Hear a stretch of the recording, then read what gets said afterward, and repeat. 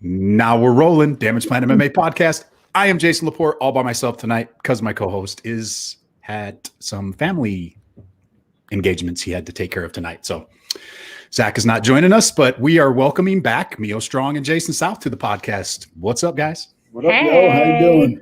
I don't know if you guys can hear it, but my Frenchie is scratching at the door. He's pissed that he's locked out of this room. So you might hear him whining here in a second. Yeah, we put our bull massive in because he's knocking shit all down everywhere. So last time you guys were on, we had a little technical difficulty and we weren't able to really chat very much. That was your fault. Was it my fault? I thought it was Jason's fault. Everything ends up being my fault anyway. So it's always your fault. My fault. Oh man. So you guys both I was right. Yeah, neither does anybody else. Yeah. So you guys both just competed in California, right? Both you guys. No, Florida. I competed in Florida. And then we both went to Florida. Okay. All right. I missed that. So obviously I know how it went, but tell me a little bit how it went for you guys. Go ahead. It went well. It was we actually did the podcast prior. We did it right. We're in the hotel. Yeah, we did it in the hotel and we talked a little bit, but there was a lot of that. Yeah. The audio wasn't the greatest. Yeah. So I knee barred her. So that was good. My super fight went well. Pretty badass. She was super good. And it was funny because we stood next. Rubbery as hell. So rubbery. Had her foot turned in so many weird places. And we're like, so you had just gotten your promotion to brown belt, right? Right before you went out there? Nope. So I got it the following week and then we went out to Worlds. I guess I'm all wrong because for some reason I thought it was all there. So you're wrong. It's okay. When you go to those tournaments like that, I'm gonna sound like the dude from Zoolander when he goes into the bar and who's winning the match, Pop? Because I know nothing about jiu-jitsu tournaments. So when you Miyo, when you went to California, did you just do the one super fight and that's it? And you I did a super fight for a show called Submissions on the Shore. So you fly all the way out there. So it's just like is it the one with the striking like Eddie Bravo's? Not combat jiu-jitsu, no. But I mean, they paid us and it was great. It was fun. So that's pretty cool. And then no rules. So any chance I get to compete with no rules. What does no rules mean? What does that mean? Well, for jiu-jitsu, different belt level, you have certain things that are legal. And with this, it was like all things go. You can only do certain things at blue belt. Certain things at brown, you can start knee barring, toe folding, and stupid things like the knee reap, like the dumbest rule is knee reaping and you get DQ'd. So there was none of that. Well, and it was submission only, no points. So like Jason says, points are for ball sacks. So it's always better to win actually with a submission versus just a ref's decision or points or whatever it is. I watched some of that combat jiu-jitsu a couple weeks ago and I had never watched it before. And I'm like texting Zach and I'm like, dude, why are he's slapping this kid? I didn't know what it was. I'm like, this is stupid. I can't watch it. Well, as I started watching and once he explained it to me and then I started watching, I'm like, oh, okay, it makes sense. But the one guy that I watched, he was overly aggressive with his slaps. Has either one of you guys ever done one of those? I haven't done a slapping one, but man, I'd rather be punched than slapped. Slapping that wouldn't feel good at all, man. But it's another one of those things that like the old saying goes, you're a black belt, you get punched, you're a brown belt, you get punched, you're a purple belt. So people that don't typically train jiu-jitsu with punches, like all the jiu-jitsu goes out the window, so it adds a whole different element to it. Yeah, it's pretty interesting. Yeah, damn interesting. So after California, you guys go to Florida, right? Yeah. And both of you guys competed there. Yeah, for Master Worlds. It was different this year because they couldn't Europe. Like last year when I fought at Master World, when I competed at Master Worlds, I had people from Europe, people from Asia, people from Brazil, people from the East Coast, all over in my division. And this year it was all United States because, the travel bans and COVID and everything. So some people are saying it's a little different this year, but that was still fun. What's up, Mike Hadlock? Mike, what's up, man? Old school West Jordan boy. Mike's tattoos looking pretty sweet. I see there on his dude, arm. that looks so sick. It is pretty sick. Yeah. So, Jason, how did your So I got third. Same thing. I don't always do the best at IBJJF because there's like professional point guys and they have no ambition for a submission at all. They just want to suck. It's gotta suck. But it's still up to me to beat that. Yeah. And sometimes it's really hard because I just chase a submission the whole time, and I just win, lose, or draw. I don't care. I just want to submit the guy. So Yeah. Jake, What's up, Jake? Thanks for tuning in, everybody. So like I always say, you might have won, but you didn't beat me. I like that guy. And he that makes sense. plenty of people on his way to third place. Like he's So how many matches do you do throughout the day on like a typical? It just depends. It depends on how many people show up. Sometimes you see two people, somebody on the podium, and they got gold and they had one match. Other times you have 6 matches before you even can get bronze, So oh, wow. It just depends on the showing. Depends on the weekend, like nationals. one of my favorite tournaments is the nationals because typically there's gi and no gi, like gi one day, no gi the next day. So I end up leaving with like anywhere from 8 to 13 matches. So it's very, very fulfilling. Keeping you busy. I feel like Miyo, shit. how did you do in that tournament in Florida, Miyo? Gold. I did okay. Okay, come on. 2 days, 5 days. Yeah, 5 days. Yeah. So was it a brown belt only turn? So it was brown belt only, and you were in the brown belt division. Yeah, that's pretty damn impressive. I won my weight class, but then I took third in the open class, and I got ragdolled in the open class. My second match, my semifinals match, was with a girl who weighed 275. Oh wow, that's got to be pretty tough. That scene from Wizard of Oz where you only see the person's foot sticking out underneath the house. That was about it.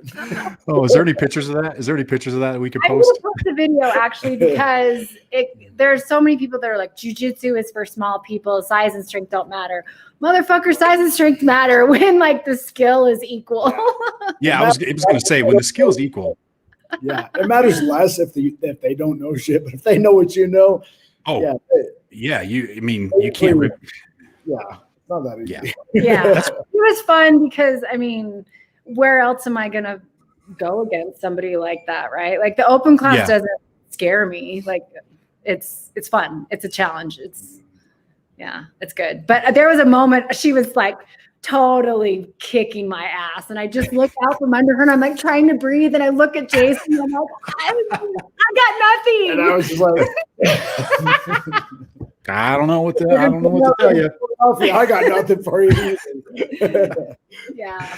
It's probably a pretty cool experience though to get to do that. It's probably pretty cool. Oh yeah, it was cool. Like, and nobody else fought her the entire tournament. I was her only match because she didn't have anyone in her division. And then she had to buy the first round because she's the #1 ranked brown belt. And then she the other one, but it's a teammate. It's not even a teammate, it's within her own association, and she opted not to against her. I was like, all right, I was your one match. That's fine. At least I gave you as much hell as I could have. Fun stuff. So Jason, we talked to you about the Fierce card a couple months ago. Are you back on the Fierce card for February 27th? We're back on, man. We got all the way to the night before weigh-ins, and they called it. I was so pissed off, man. Everybody was, but yeah, that was that was a tough one. It sucked. Man, I'm 43. Getting ready for a fight is not easy like it used to be. It's never easy, but it hurts a lot more. I get it. You as well as I do. You hear as you're growing up, when you turn 40, it's like, man, I turned 45 at the end of the month, and I'm like, I'm starting to kind of feel it now. Yeah. Actually, I'm starting to feel it a little bit. Yeah. So fights back on. Same opponent, right? Yeah, I think everything. I don't think a whole lot. There might have been a couple things on the card change. I see that Mitch has an opponent. I think a few things changed, but for the most part, I think the majority of the card. So Mitch ended up getting he's not fighting. Is he fighting Trevor?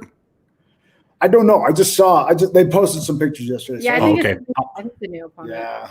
Oh, okay. Because I know it was originally Trevor, and Trevor got sick, and then you heard about all the fiasco with the Mountain Force a couple weeks ago. No. He was supposed to fight on the Mountain Force card 2 weeks ago or last weekend. Anyways, literally like two nights. They're northern Utah, Logan. They do Wyoming, smaller promotion. But he was on there as the main event, and the guy backed out like 3 days before the fight, and the co-main event guy backed out too. So they had the co-main and the main both. He lost both of those. Man, I feel for the promoters. Yeah.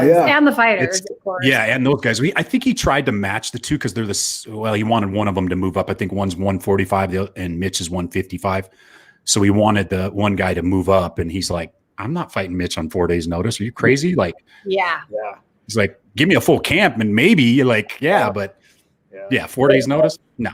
Mitch is going to go through the same problem that I did coming up. I mean, people already, it sounds kind of arrogant, but people are already scared of him. Like when I was coming up, like I was nothing. I don't know why people didn't want to fight me. I was learning. I was starting as a blue belt. I was learning as I went, but out of 10 years of fighting, I only had 15 fights. So, I spent most of the time looking for fights over and over and over again. Same thing. People sign or say they're going to sign on it, and then they back out. Yeah. It's kind of a shitty industry sometimes. People love the idea of being a fighter more than the actual reality of it. What do they call them? Poster poppers? Is that the word for it? What do they just want to be on the poster? Yeah, that's true. Man on the poster. I'm out. I got to get in. I'm in one of Zach's weigh-in pictures because his fight with Elias Landau. Elias was late to the weigh-ins and Zach had to leave. So I was like, all right, I'll step in. So I'm up there, and we posted it. And this is like early on when him and I first met. And so he posted it, and all of his friends are like, dude, you're going to get your ass kicked. And I'm like, no, there's only one fighter in this picture, and it's not me. Like he's the fighter. I'm the non-fighter. I had one even better than that. I posed off against myself one time. That my guy was way late. So I just posed, and Rob Norbutt just mirror image me. Mirror image, that's pretty bad. You are your biggest competition. Wow. Yeah, there you go. There you go. So what's next for both of you? Obviously, Jason, you got a fight coming up. Miyo, do you have anything coming up? So we're launching a lot of stuff for Smart Defense and trying to get our headquarters done. So I am focusing on that for now. And then we're both trying to get on a Fight to Win card together. Okay. And take it off. Dun, dun, dun, dun, dun. Yeah. So, but that's what we're focused on. So speaking of Smart Defense, this is one of the reasons I wanted to have you on, because I wanted you to talk a little bit about Smart Defense and what is it? How'd you get involved with it? Tell us about it. Yeah, it's pretty incredible. So I work for the nonprofit organization called the Elizabeth Smart Foundation. Hang on one second. No problem.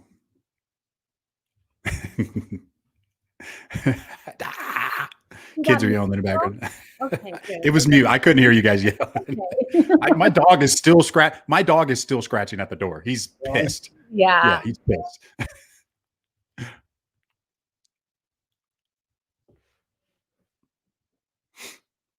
Didn't find anything. Okay, sorry. No, it's no problem at all.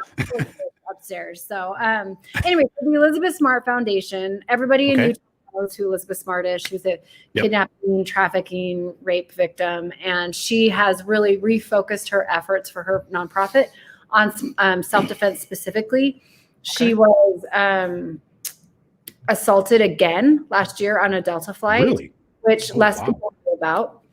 Yeah, and so that really kind of lit a fire for her that she just really wants to get some self-defense techniques out there available to all the women and girls right now. We do have a kids program we're launching the end of this year, and then also we're going to try and come up with work with the health department and do a men's and boys program as well, because it's not just a women's issue; it is a human issue. So that's true. Yeah. So we've developed, Jason actually helped me. Zach Evans helped me. There's a lot of really great people with Krav Maga, Jiu-Jitsu, Muay Thai, and all the education pieces. So our Smart Defense class curriculum is different in that we offer a lot of education versus just techniques and physical ways to defend yourself. Yeah. Because all the studies out there have shown that, the likelihood of you getting attacked by a stranger or even kidnapped like Elizabeth was is less than 20%. So the majority of all sexual violence happens by the hands of somebody you know. So boundaries, grooming, red flags, like there are so many things that go into keeping yourself and your children safe other than just like knowing how to break grips or knowing how to, palm strike or knee somebody correctly. Awareness, trying to stop something before it starts if possible. Yeah, exactly.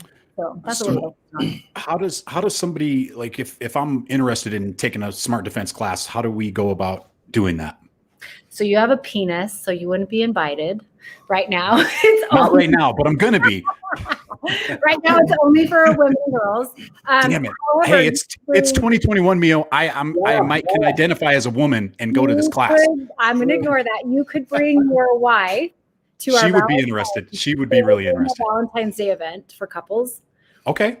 And it's a good way because a lot of people want to have their loved ones understand, the just the risks out there and ways to better protect themselves. So Jason and I are hosting a couples event at Trolley Square, February 12th, which is Friday.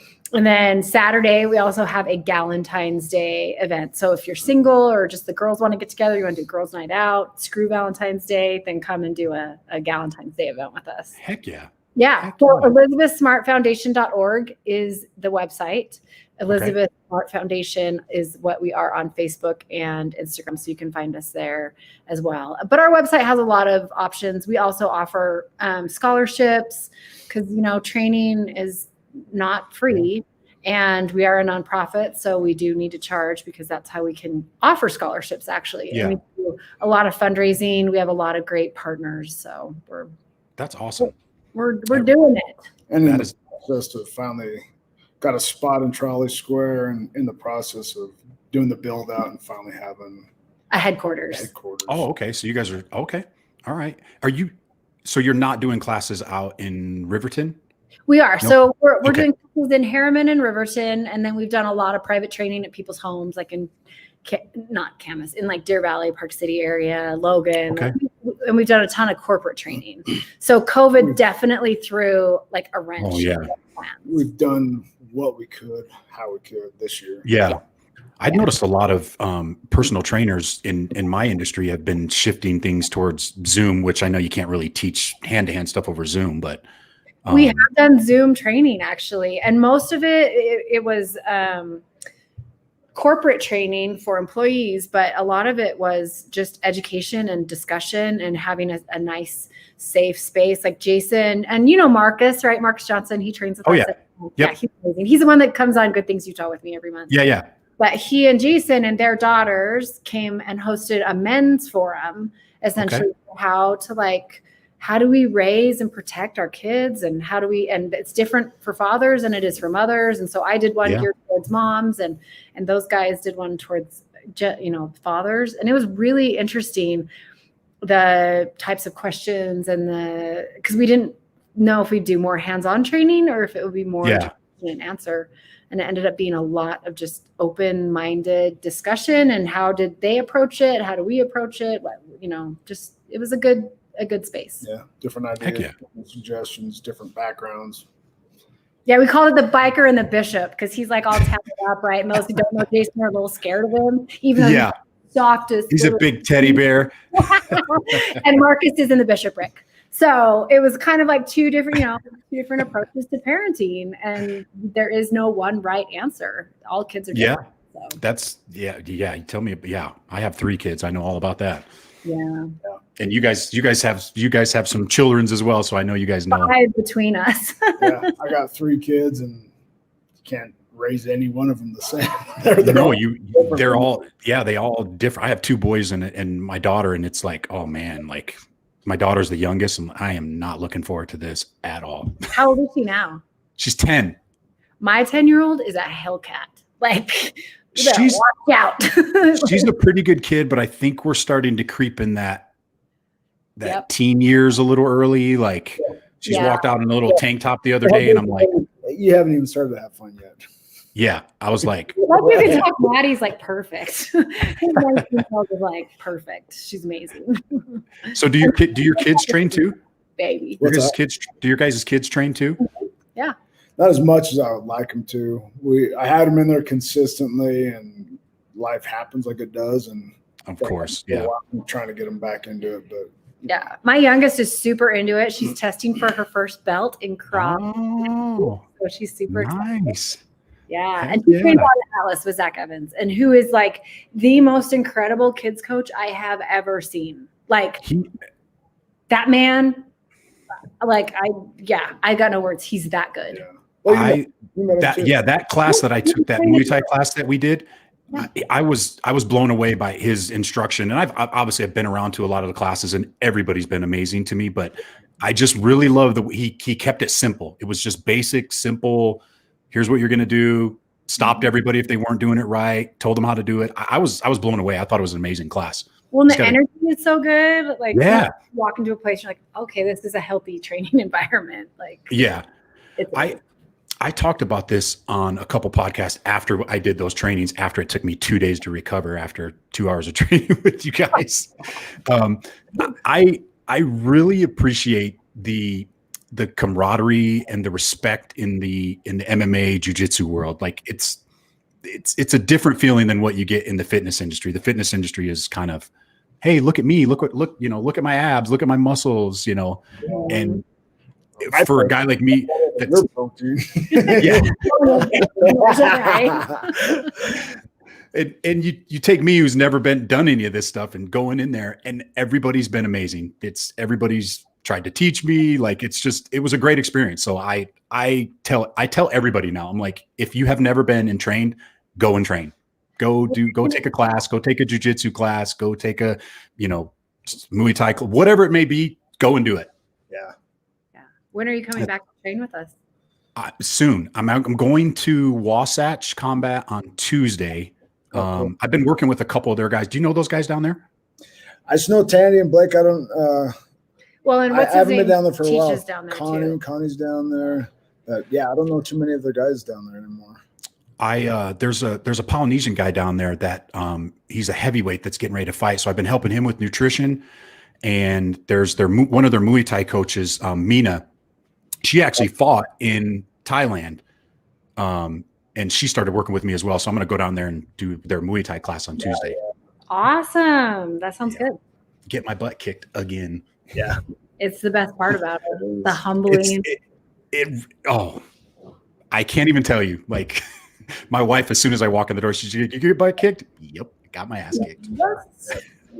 it's necessary, and people don't quite appreciate it. So, like Big Chris, he's like 245 pounds. It's just brick shit house. Yeah, And we were training the other day, and he was on top of me. And when he gets on top of you, it's not that easy to move. And he was hitting me a little bit, and then he stopped. And afterwards, I'm like, dude, Why'd you stop? don't ever stop hitting me. He's like, well, I just kind of felt bad. I don't want to leave you in a bad mind space. I'm like, no, that's actually part of the process. yeah.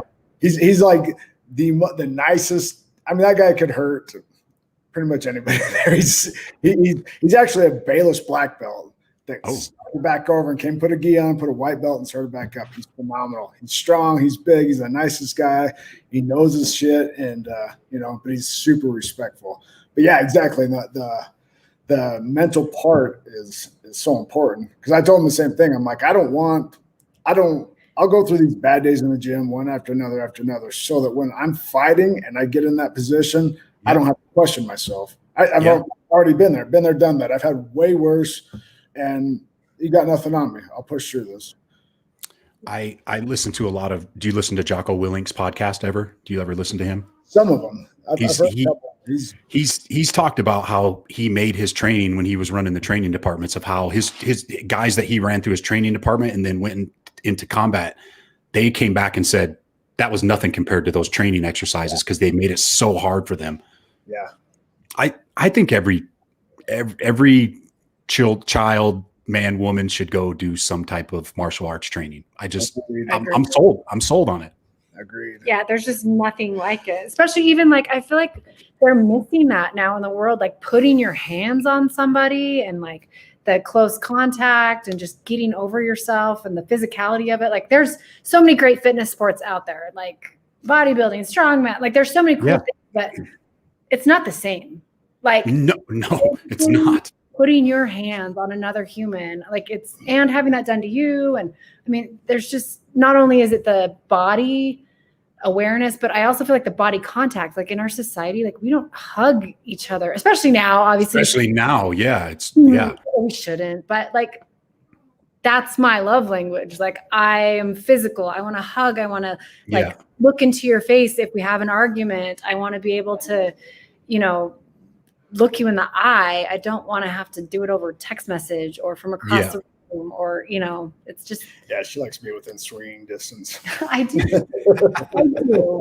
I do. No, but there's that meme floating around, and this is so true, especially today, as people are so used to saying whatever they want without getting punched in the mouth. I worked at a bar. Mouth, man. What is said on the internet, because there's no backlash. They don't have to face anybody. Nope. Yeah, people need to get punched in the mouth. There's no real life like physical repercussions. Yeah, and there should. You don't. I worked at a bar for 6 years, and yeah, you see a lot of that stuff there, where a lot of these guys they talk when they get the liquid courage in them, and then they get popped in the mouth, and it's a little humbling experience there. Yeah, exactly.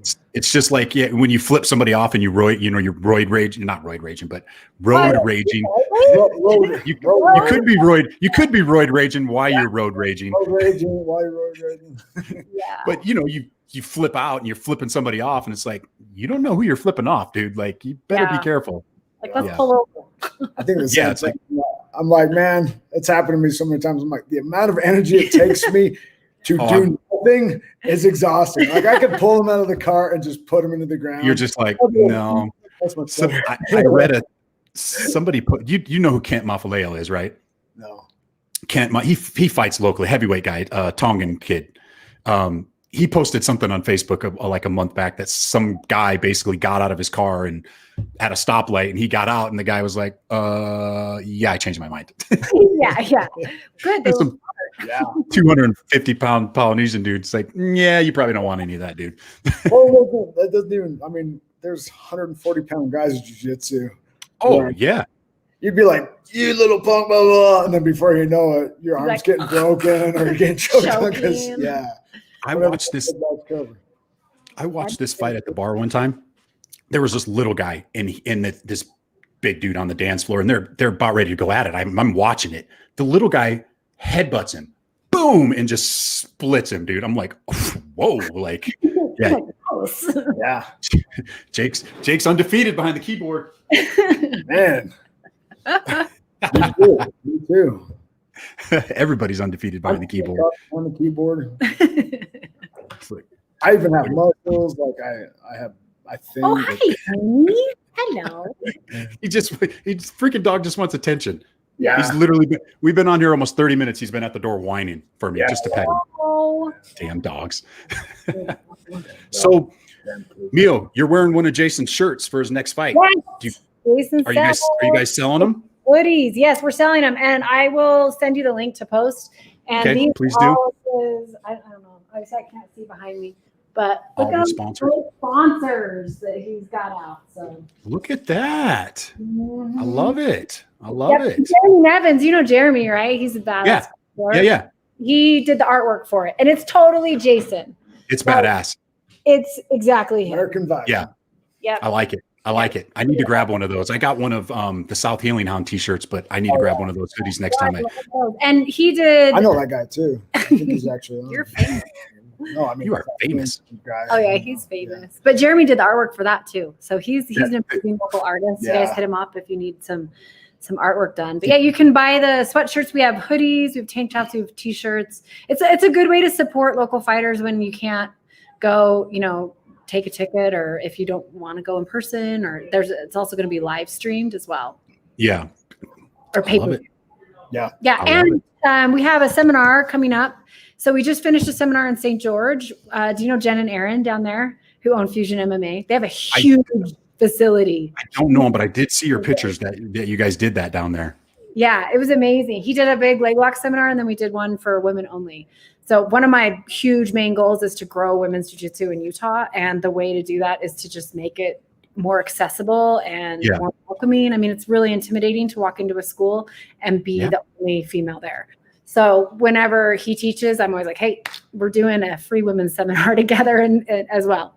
But we're going to go up to Colossal up in Pocatello the end of the month and do another seminar. Same thing, women's only prior, and where we can just discuss. There's a lot of issues that women on the mat face that dudes just are not even aware of, or if they're aware of them, they don't realize like what the answers are. Or they're the cause of it. And that's where Jason comes in. Like people, like he has a lot to offer as far as from the male perspective and how we made it work. Like our size difference, we can still train hard together. We can, I mean, my only goal is to make him break a sweat. But I'm one of the clueless ones. I just show up and train. Like I don't pay attention to things. Let's train. I don't pay attention to the behind the scenes drama, and there's a lot of it that honestly I had no idea about. At all. There's a ton that girls face, a lot of hurdles in the way. So that's why we try and offer just a great space for people to have discussions face to face about, hey, I'm dealing with this, or what do you do about this, or how do you not just jujitsu, but also like, hey, my teammate smells bad. How do we deal with that? Or, you know what I mean? Or like, how do you help guys learn how to use technique versus muscle? Like it's all, it's all hard. So that's awesome. Are you guys going to be doing one here locally? So we just do the one in St. George. We're going to do one in Pocatello the end of January. And then, we're always open for seminars. So hit us up. If you can send me those links, I'll get it uploaded when I do the audio part of this podcast, and people will be able to click on it. And if they want to join, they can come and join you guys. Yeah, awesome. Cool. Yeah, I do a little leg lock thing. Everybody knows leg locks, but I kind of have my own little redneck way. I like it. I just figured out. I do a lot of unorthodox stuff, and I like it because people don't expect it. So just a little bit different tweak, not reinventing the wheel, just different ideas, different things. And it's how I've won all my matches. Is all his the little heck yeah, all stuff he's taught me. I mean, granted, like Johnny and James at Unified are like world class. But with COVID, we haven't really been having in-person, classes available. Yeah. So we are now, but like everything I've submitted girls on is all afterwards they've all come up to me like, what was that? Like, where did you find that? I thought I was taking your back, or you know what I mean? Like, because he's full of tricks, full of like sleight of hand and baits, and like his style of jiu-jitsu is so unique. It's a really great I think it works. It's a really great it works. If you're tapping girls out, then it works. Yeah, man. Mio's tapping girls out. I don't know if Jason's tapping girls out. That's just because you stay. Well, I appreciate you guys joining me this evening and chatting a little bit about your matches. I will. We'll get the audio uploaded.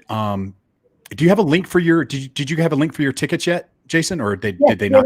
I'll send it to you. Got it up a couple days ago.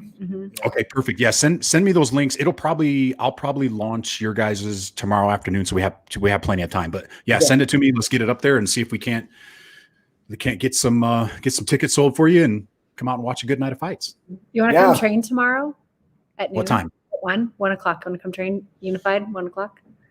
1 o'clock tomorrow. You guys, do you know it took me 2 days to recover the last time I went and trained with you guys? Well, you got the weekend. You got Saturday and Sunday. Be ready for Monday. What's tomorrow? Friday at noon, right? 1. It's at 1, right? Tomorrow. Yeah, 1. Come on. How long is it only an hour? Yeah, so it's class for an hour, then training for an hour. So okay, I'm in. Hey, I'm in. 1 o'clock. Gloves. Yeah, bring your MMA gloves because he's going to do this with hits. You guys. With other people. I'll just, Yeah, I had bruises all up and down my leg. My wife was like, "Are you all right?" Like sitting in bed that whole time. I'm like, yeah, that was a little bit different training than I'm used to. Yeah. But yes, I will be there. Bed in stages, but I'm okay. Yeah. I went and got a big breakfast burrito and a big old Sprite and I literally laid in bed all day. I'm like, I don't think I've trained that hard and I don't know how long. That was crazy. Yeah. But it really was. I think you start pushing yourself like that. Like, you know, you got to kind of test your limits a little bit and see what you can and can't do. Like everybody should do that. Of course. Yeah. All right, guys, I'll let you get out of here. Send me those links. I'll see you guys tomorrow at 1:00. Hey, brother. Mwah. Thank you for joining us. Appreciate it.